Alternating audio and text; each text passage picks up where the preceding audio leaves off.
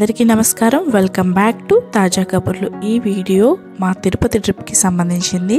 So ఎలా వెళ్ళాం, ఎందుకు వెళ్ళాం, పిల్లలతో ఎలాంటి సిచ్యువేషన్స్ ఫేస్ చేసాం, ఇలా అన్ని విషయాలను మీకు ఈ వ్లాగ్లో షేర్ చేస్తాను. అక్కడ లైఫ్ స్టైల్ ఎలా ఉంటుందనే విషయాలను కూడా. సో లేట్ చేయకుండా వీడియోలోకి వెళ్ళిపోదాం. యాక్చువల్లీ మేము ట్రైన్కి రిజర్వేషన్ చేయించుకున్నాం కానీ కన్ఫర్మ్ కాలేదు. సో బస్కి వెళ్ళాల్సి వచ్చింది. మార్నింగ్ దిగి కుంభకోణం కాఫీని కాస్త కడుపులో పడేసుకున్నాం. ఒక చిన్న రిఫ్రెష్మెంట్ అనేది వస్తుంది. ఈ లోపల మా వాడు ఆటో ఎక్కి దాన్ని రిపేర్ చేసే పనిలో ఉన్నాడు. ఇక పిల్లలతో వెళ్తే ఇలానే ఉంటుందన్నమాట. తిరుపతి వచ్చే పోయే భక్తులతోని రద్దీగా కళకళలాడుతూ చాలా బాగుందండి చూడటానికి. అసలు ఈ లోపల మా వాళ్ళేమో ఆటో ఎక్కి కూర్చున్నారు. నేను పిల్లల కోసం వేనీళ్ళు తీసుకుంటున్నాను అనమాట. అంటే కొంచెం హాట్ వాటర్ కొంచెం కోల్డ్ వాటర్ కలిపి తీసుకుంటున్నాను. ఎందుకంటే పాలు నీళ్లు క్యారీ చేయడం చాలా అవసరం. ఎప్పుడు ఏం అడుగుతారో తెలియదు. మా పిల్లలు ఇంకా బాగా పుడ్డి పిల్లలు కాబట్టి.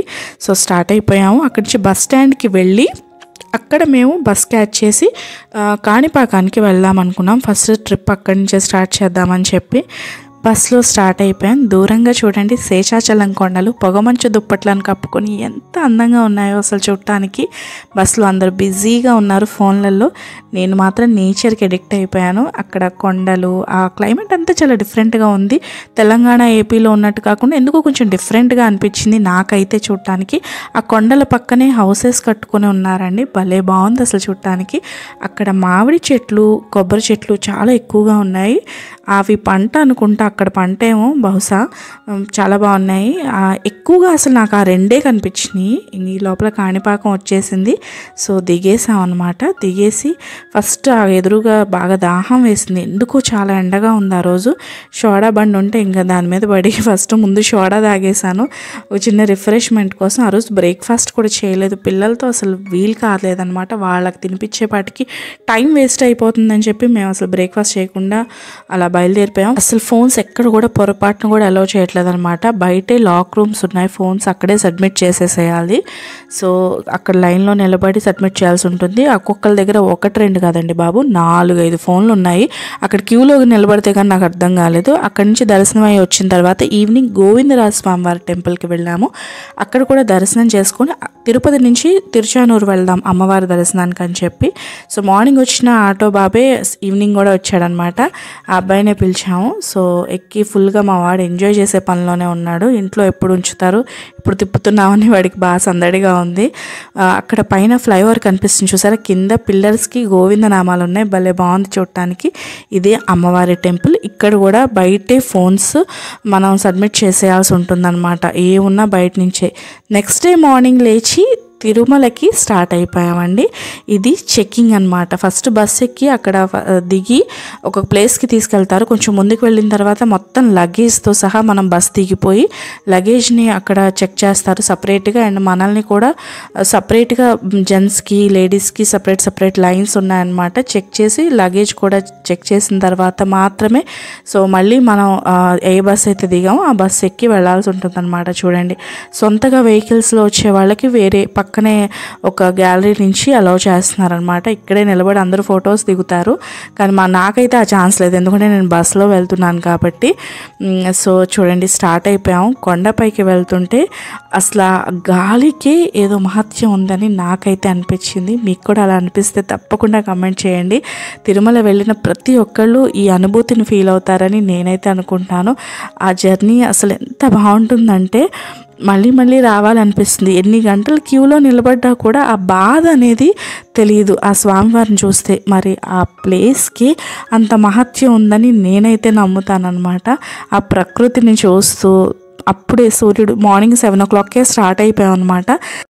ఆ పొగ మంచు, ఆ పచ్చదనం, ఆ ప్రకృతి అందాలు అసలు ఎంత బాగున్నాయంటే చూడటానికి 2 కళ్ళు సరిపోవేమో అనిపించినాయి అండి. సూర్యభగవానుడు పొగమంచుని చీల్చుకుని బయటకు వస్తున్నాడు. అప్పుడప్పుడే స్టార్ట్ అయింది. అంటే బాగా మంచుగా ఉంది కదా. సో అదంతా డీటెయిల్డ్గా చూసుకుంటూ ఆ కొండపై నుంచి కిందంతా చిన్నగా భలే కనిపిస్తున్నాయి.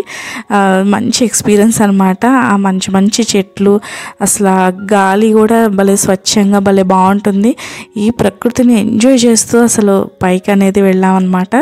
చూడండి, అందంగా ఉన్నాయో అంత ఎత్తు నుంచి కదా, చాలా బాగుంది చూడటానికి. ఎప్పుడో కానీ మనం ఇట్లాంటి సిచ్యువేషన్స్ అనేవి చూడము. సో మనసుకి చాలా హాయిగా అనిపిస్తుంది అనమాట ఇలాంటివి చూసినప్పుడు. దూరంగా అసలు ఆ కొండల పైన గ్రీన్ కలర్ తివాచి పరిచినట్టు ఇవన్నీ చూస్తూనే ఇప్పటి నుంచి తిరుమల కొండ మీదకి వచ్చేసాము. అసలు ఎంత బాగుందంటే అక్కడ మెయింటెనెన్స్ రోజు ఇల్లు తుడిచి కడిగినట్టు మనం ఎలా చేస్తాం వాళ్ళు కూడా అలా చేస్తారేమో బహుశా, అంత నీట్గా ఉంది మెయింటెనెన్స్ కూడా. మాకు ఒక 7 కల్లా బయలుదేరితే 7:30 అరౌండ్ ఆ టైం కల్లా పైకి చేరుకున్నాము. చాలా బాగుంది. మాకు రూమ్స్ ఏమీ దొరకలేదండి. ముందు దర్శనం టికెట్స్ మాత్రమే దొరికినాయి, రూమ్స్ అయితే దొరకలేదు. ఇంకా సిఆర్ ఆఫీస్ దగ్గరికి వెళ్ళి నిలబడి ఆఫ్లైన్లో రూమ్స్ కోసం కష్టపడి టైం అంతా వేస్ట్ చేసి అంత ఓపిక లేదు. ఎందుకంటే చేతిలో 2 చిన్న పిల్లలు ఉన్నారు. సో నేను వాళ్ళని వదిలిపెట్టి నేను కానీ మా వారు కానీ ఎక్కడికి వెళ్ళలేము. సో ఫస్ట్ బ్రేక్ఫాస్ట్ చేసేద్దామని చెప్పి అక్కడే ఎండలో చక్కగా హోటల్స్ ముందు చేపలేసి ఉన్నాయి, అందరూ అక్కడ కూర్చొని బ్రేక్ఫాస్ట్ చేస్తున్నారు. ఫస్ట్ మేము కూడా బ్రేక్ఫాస్ట్ చేసేసాము. బ్రేక్ఫాస్ట్ చేసి నెక్స్ట్ అసలు ఇంకా టైం ఇక్కడ వేస్ట్ చేయొద్దు, ఎంత ఉందో అంత టైంని యూటిలైజ్ చేసుకుందాం, స్వామివారి దర్శనం అన్నీ తిరిగి చూద్దాము అని చెప్పి మేము అసలు రూములు జోలికే వెళ్ళలేదు. సో ఉన్న టైంని వేస్ట్ చేయకూడదని ముందు తలనీలాలు సమర్పించేసామన్నమాట. మా పెద్ద బాబు అప్పుడు వెళ్ళలేకపోయాను, కరోనా టైం అని. ఇప్పుడు చిన్న బాబుకు 11 months వచ్చాయి. సో తలనీలాలు అనేవి సమర్పించి పక్కనే బాత్రూమ్స్ ఉన్నాయన్నమాట. చాలా నీట్గా ఉంది. చూసారా అక్కడే మెయింటైన్ చేసే వాళ్ళు కూడా ఉన్నారు. అందరూ వాళ్ళ పిల్లలకి స్నానాలు అవి చేయిస్తున్నారు. సపరేట్గా లేడీస్కి జెంట్స్కి సపరేట్గా ఉంది. అండ్ హాట్ వాటర్ కూడా అన్ని ట్యాప్స్లో వస్తున్నాయి. ఇది అసలు స్పెషల్ అనమాట, చెప్పుకోవాల్సిన విషయం. నేను ఇంకా కోల్డ్ వాటర్ ఉంటాయేమో పిల్లలు ఇబ్బంది పడతారు అనుకున్నాను, కానీ లేదు. తిరుమల వెళ్ళిన వాళ్ళు ఆ పైన చూసారా ఆర్చ్ లాగా ఉంది, చూసారా ఫ్లవర్స్ అది తీగల్లాగా మొక్కలు అల్లుకొని ఉన్నాయి. ఇలా ఎంతమంది చూసారు? నా చిన్నప్పటి నుంచి చూస్తూనే ఉన్నాను, అవి మాత్రం అలానే ఉన్నాయన్నమాట. సో వాటికి సీజన్ కాదనుకుంటా బహుశా, ఫ్లవర్స్ ఏం పూయలేదు. మా వారు లాక్ రూమ్లో లగేజ్ పెడదామని చెప్పి అక్కడే లాక్ రూమ్లోనే లగేజ్ అండ్ ఫోన్స్ 2 పెట్టేసుకోవచ్చు అనమాట. చక్కగా చాలా బాగుంది. సుపథమని ఒక ఎంట్రీ గేట్ ఉంటుందండి, దాంట్లోంచి వెళ్ళిపోయాము మేము. 1.5 year బిలో కిడ్స్ ఉన్న పేరెంట్స్కి వాళ్ళ పిల్లలకి అలౌ చేస్తారు. కాకపోతే పేరెంట్స్ ఆధార్ కార్డ్స్, పిల్లల బర్త్ సర్టిఫికేట్ ఈ డీటెయిల్స్ కానీ మనం తీసుకెళ్తే ఆ గేట్లో ఎంటర్ చేస్తారు. అండ్ దర్శనం కూడా ఫాస్ట్గా అయిపోతుంది. మాకైతే 50 minutesలో దర్శనం అయిపోయి మేము బయటకు వచ్చేసాం అనమాట. సో చాలా ఫాస్ట్గా అయిపోవడం అదే మాకు మొదటిసారి. ఈవినింగ్ వచ్చేపాటికి స్వామివారి ఉత్సవ మూర్తుల విగ్రహాలని ఊరేగిస్తున్నారండి. నేనైతే ఎప్పుడు చూడలేదు. అంటే తిరుపతి వెళ్ళినప్పుడు మనకప్పుడు పండగలప్పుడు జరిగేటట్టు చాలా కనువిందుగా అసలు ఆ విగ్రహాలను ఊరేగిస్తున్నారు మాడవీధుల్లో. చాలా బాగుందన్నమాట. అసలు 2 కళ్ళు సరిపోలేదు చూడటానికి, అంత బాగుంది. ఇది అయిపోయిన తర్వాత సో దర్శనం అయిపోయి వచ్చిన తర్వాత రూమ్ లేదు కాబట్టి రూమ్ లేని భక్తుల కోసం ప్రధాన కళ్యాణకట్టకు ఆపోజిట్లో ఒక పెద్ద హాల్ ఉంటుందన్నమాట, అక్కడ స్టే చేయొచ్చు. సో అక్కడ మేము స్టే చేసాము. ఈ లోపల నేను అక్కడ ఉన్న వ్యూ అంతా, అక్కడ నైట్ లైఫ్ అంతా నేను షూట్ చేశానండి. ఇప్పుడు మీతో పాటు అది షేర్ చేసుకుంటాను.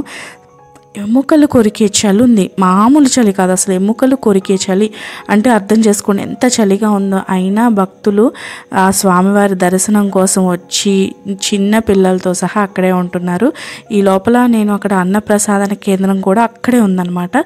సో ఫుడ్ అనేది తినేసామన్నమాట, ఆ ప్రసాదాన్ని స్వీకరించాము. మార్నింగ్ కూడా తిన్నాము అండ్ ఈవినింగ్ కూడా. చూడండి భక్తులందరూ అంత చలిగా ఉన్నా కూడా పిల్లలతో సహా వచ్చి అక్కడ ఏ మాత్రం అరే మేము హై లెవెల్ మేము లో లెవెల్ అనే ఆలోచన లేకుండా అందరూ ఆ ప్లేస్లో సమానమే, ఎవరు ఎలా ఉన్నా కూడా సమానమే అనమాట. అదిగోండి చూసారా చిన్న చిన్న పిల్లలు, వీళ్ళెవరికి రూమ్స్ అనేవి దొరకవు కదండి, అందరికీ దొరకవు కదా. సో చూడండి పిల్లలకి చలి పడుతుందని వాళ్ళ మదర్ స్వెటర్ అది వేస్తున్నారు, ఎంత చిన్న పిల్లలో. సో అందరు అక్కడే వచ్చి అక్కడ ఒకళ్ళు పూసలు గుచ్చుకుంటున్నారు, అంటే పూసల దండలు అట్లాంటివి తయారు చేసి అమ్ముతారు కదండి. అక్కడ ఒక పాప వాళ్ళకి అన్నం తినిపిస్తుంది. తన ఏజ్ 6-7 years అండి, అంతకు మించి ఉండదు. ఎంత రెస్పాన్సిబుల్గా ఉందో చూడండి. అసలు వాళ్ళు పని చేసుకుంటుందని తను ఫీడ్ చేస్తుంది. ఇక్కడ ఇంకొక ఆవిడండి, వీళ్ళందరూ అసలు నేను గమనిస్తున్నాను ఆ పూసల దండలు గుచ్చుకోవడం, వాటిని తయారు చేయటం, ఆ పనిలోనే అసలు ఫుల్ బిజీగా ఉన్నారనమాట. చాలా అంటే చాలా కష్టపడుతున్నారు. తనైతే హ్యాండిక్యాప్డ్ అండి. ఇంకా అసలు నేను షూట్ చేస్తున్న ఆవిడైతే వాళ్ళు అసలు నైట్ లైఫ్ ఎలా ఉందంటే అక్కడ ఇంకా అన్నదాన సత్రంలో భోజనం చేయలేని వాళ్ళు బయట కూడా తినడానికి హోటల్స్ అవి ఉన్నాయన్నమాట. ఫుడ్ ఏమంత సూపర్ కాదు కానీ తినచ్చు. అదిగోండి పిల్లలు చూసారా, పేరెంట్స్ వాళ్ళ పిల్లల్ని పడుకోబెడుతున్నారనమాట. దుప్పట్లు కప్పేసి ఈ పెద్ద ఆవిడ చూడండి కింద చీర పరుచుకొని దాని మీద కూర్చుంది. చలికి వణికిపోతుంది ఆవిడ. అదిగో ఇంకొకళ్ళు అయితే వాళ్ళ పాపకి అన్నం తినిపిస్తున్నారు. ఈ షూట్ నేను తీసినప్పుడైతే మీరు నమ్ముతారో లేదో టైం 11 o'clock అండి. అసలు ఏమాత్రం అంత చలిగాలులు వేస్తున్నా కూడా ఈవెన్ దగ్గు జలుబు అంటే తుమ్ములు కానీ జ్వరం కానీ అట్లాంటి ప్రాబ్లమ్స్ ఏమీ అసలు రావు. అందరూ హ్యాపీగా ఈ ప్లేస్కి వచ్చాం, ఇది దైవస్థానం అనే ఫీల్తోనే ఉంటారు. కానీ ప్రతి ఒక్కళ్ళ మొహంలో ఆనందంతో అదిగోండి పక్కన అఖండ హరినామ సంకీర్తన అని వాళ్ళు కంటిన్యూస్గా ఇంకా ఆ స్వామివారి నామస్మరణ చేస్తూనే ఉంటారు. వీళ్ళేమో కోలాటం చేస్తున్నారు. కొంతమంది గ్రూప్ ఉంటారు, స్వామి ఫస్ట్ నీ దగ్గర మేము పెర్ఫార్మెన్స్ చేస్తాం అనుకునే వాళ్ళు, ఏమైనా మొక్కులు ఉండే వాళ్ళు ఉంటారు కదండి, బహుశా అలాంటి బ్యాచ్ వాళ్ళు అనుకుంటా. వాళ్ళు వచ్చి వాళ్ళ యొక్క నృత్య ప్రదర్శన అనేది అక్కడ చేస్తున్నారు. వీళ్ళేమో పక్కన నామ సంకీర్తన అనేది చేస్తూనే ఉన్నారండి, అంటే బ్యాచ్ల వైజ్గా. కానీ ఎవరు ఆపరు, కంటిన్యూస్గా ఒకళ్ళ తర్వాత ఒకళ్ళు, ఒక బ్యాచ్ స్టార్ట్ చేశాక ఇంకొక బ్యాచ్, అలా ఇంకోళ్ళు ఆపాలనుకుంటే ఇంకొకళ్ళు కంటిన్యూగా ఆపకుండా అలా కంటిన్యూ చేస్తూనే ఉన్నారు. అది చలి అండి. నేను ఈ షూట్ చేస్తున్నప్పుడు చెప్పాను కదా టైం 11-11:30 అరౌండ్ ఆ టైం అనమాట. అసలు ఏ మాత్రం తగ్గకుండా వాళ్ళ వాయిస్లో బేస్ అనేది అది మెయింటైన్ చేస్తూ భలే ఉంది. ఇంకొక ప్లేస్ అండి ఇది కూడా భక్తులు పడుకోవడానికి. ఈ పైనుంచి మీకు కనిపిస్తుంది కదా, అదిగోండి అదే ఆ స్వామివారు కొలువై ఉన్న స్థానం అనమాట. జూమ్ చేశాను నేను, మీ అందరికీ కనిపించాలి, మీ అందరికీ దర్శనం కలగాలని చెప్పి. ఇది ఎదురుగా అనమాట. ఇది స్వామివారికి అందరూ దీపాలు వెలిగించి వాళ్ళ శక్తి మేరకు హారతులు ఇచ్చి మొక్కుకుంటున్నారు. చూడండి ఆ దీపాల వెలుగులో ఆ స్వామివారి గోపురం ఎంత అందంగా ఎంత రమణీయంగా కనిపిస్తుందో కదా, అసలు మాటలకు కూడా అందదన్నమాట, అంత బాగుంది. మన చిన్నప్పటి నుంచి చూస్తున్నానండి ఈ లైట్లు ఉన్న వెంకటేశ్వర స్వామి బొమ్మల షాపులు, ఫ్రేమ్లు.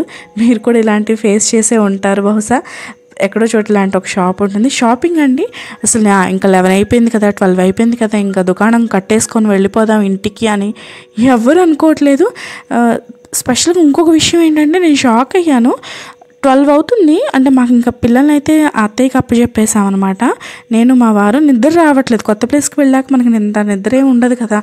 సో 12 అలా అయిందండి. అది కూడా చూసారా, చంటి పాపనెత్తుకొని తను అసలు బొమ్మలు అమ్ముతుంది. 12 అప్పుడు టైము. అసలు నాకు భలే ఆశ్చర్యం అనిపించింది. అసలు వీళ్ళేమో సేవా బ్యాచ్ అండి, ఎక్కడెక్కడి నుంచో రిజిస్టర్ చేసుకొని సేవ చేయడానికి వస్తారు కదా స్వామివారికి. పగలు రాత్రి అనే తేడా అసలు లేదు. వీళ్ళేమో పూలు అమ్ముకునేవాళ్ళు.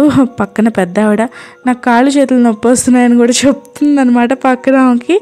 సో ఏమాత్రం వాళ్ళ ఫేస్లో నీరసం అనేది కనిపించకుండా, వాళ్ళు కూడా వ్యాపారమే కావచ్చు కానీ అంత ఓపికగా చేస్తున్నారు చూసారా, ఆ ఓపికకు మెచ్చుకోవచ్చండి. అసలు 12:30, 1 అయినా ఫేస్లో ఏమాత్రం కూడా వాళ్ళకి అసలు నీరసం అనేది కనిపించట్లేదు. వాళ్ళ బిజినెస్ ఇంకా అప్పుడే 12కి హడావుడి చేసి మొత్తం సర్దుతుంటే ఏంటి వెళ్ళిపోతున్నారంటే, కాదు ఇప్పుడే మాకు బిజినెస్ స్టార్ట్ అవుతుంది అని అన్నారు. పోలీసులు వస్తారంట, అప్పుడప్పుడు తీసేస్తారంట కూడా. కానీ ఎవరికి ఇబ్బంది అంటే భక్తులకి కానీ పోలీసు వాళ్ళకి కానీ ఎవరికి ఇబ్బంది కలగకుండా వాళ్ళ బిజినెస్లు వ్యాపారం చేసుకునే వాళ్ళ చిన్న పిల్లలు అనమాట. అదిగోండి 12:30 అలా అవుతుంటే వాళ్ళు ఇంకప్పుడు సర్దుతున్నారనమాట. అంతా క్లాత్స్ వేసుకొని వాళ్ళ మెటీరియల్ అంతా ఎక్స్పోజ్ చేస్తున్నారనమాట, అందరికీ చూపిస్తున్నారు. అంటే మనం కొనేవాళ్ళం కొంటాం కదా అన్నీ చూసి. కానీ ఏంటి ఇప్పుడు అంటే మా బిజినెస్ ఇప్పుడే స్టార్ట్ అవుతుంది, మార్నింగ్ 3:30, 4 వరకు కూడా జనాలు తిరుగుతూనే ఉంటారంటే అవునా అని అనుకున్నాను నేనైతే. కానీ నిజంగానేనండి, అక్కడ కూర్చుంటే చూస్తే కానీ నాకు అర్థం కాలేదు. అంత ఓపిక్గా వాళ్ళు అన్నీ సర్దుకుంటున్నారు. వాళ్ళ పసి పిల్లలు కూడా అక్కడే పడుకొని నిద్రపోతున్నారు ఆ చలిలో. అసలు ఇవన్నీ చూస్తే అనిపించింది నాకు, ఇంకొక అసలు ఇంకెక్కడో ఉన్నానులే అని అనిపించింది, అంత బాగుందనమాట. మా పిల్లలకి బొమ్మలు కొంటున్నారు మా వారు, మా పిల్లలు ఇద్దరు నిద్రపోయారనమాట. ఇంకా ఆయన ప్రశాంతంగా మనం చూసి సెలెక్ట్ చేసుకుందామని అక్కడ పూసలు అమ్మే ఒక ఆమె దగ్గరికి వెళ్ళి నేను నాకు కావాల్సినట్టు దండ చేయించుకున్నాను అనమాట. ఇది మార్నింగ్ 5 o'clock కల్లా తను నాకు అది ఇచ్చేసింది చేసి. అదిగోండి అక్కడ ఇడ్లీలు అమ్ముతుంది ఒక ఆవిడ, 4 ఇడ్లీస్ 50 రూపీస్. అసలు ఇంకా వాళ్ళు మార్నింగ్ లేచి ఇంకా ఎవరి బిజినెస్లు వాళ్ళు స్టార్ట్ చేసేసుకున్నారు. నైట్ బిజినెస్ చేసేవాళ్ళు ఉన్నారు, మార్నింగ్ బిజినెస్ చేసేవాళ్ళు ఉన్నారు. అక్కడ మార్నింగ్ ఇంకా మేము బ్రేక్ఫాస్ట్ సాగుతున్న ఇడ్లీలు అనమాట అవి. ఆ ఇడ్లీలు అనేవి తినేసి ఇంకా పిల్లలకి స్నానాలు అవి ఏం చేయించలేదు, మేము మా వరకు చేసి ఇంకా బయలుదేరిపోయాం అనమాట. కొంచెం మా చిన్నోడికి ఇంకా నెక్స్ట్ డే మార్నింగ్ ఎందుకో వాడు కొంచెం డల్గా అనిపించింది వాడికి. ఇంకా మేము కాళహస్తి కూడా వెళ్ళలేకపోయాము, బాగా స్ట్రెయిన్ అయిపోయాం. ఇంకా మేము రిటర్న్ అయిపోయాం అనమాట మా ఊరికి. ఇదండి తిరుమల వ్లాగ్. ఒక మంచి అనుభూతిని మూట కట్టుకొని ఎన్నో జ్ఞాపకాలని వెంట తీసుకొని వచ్చినట్టు ఉంటుంది. చాలా అద్భుతంగా ఉంటుందండి. తిరుమల వెళ్ళిన ప్రతి ఒక్కరు, నేనే కాదు ప్రతి ఒక్కరు కూడా తిరుమల వెళ్ళిన వాళ్ళు ఈ అనుభూతిని వాళ్ళు ఫేస్ చేస్తారు. నెక్స్ట్ వీడియోలో మళ్ళీ కలుస్తాను. అంతవరకు సరే.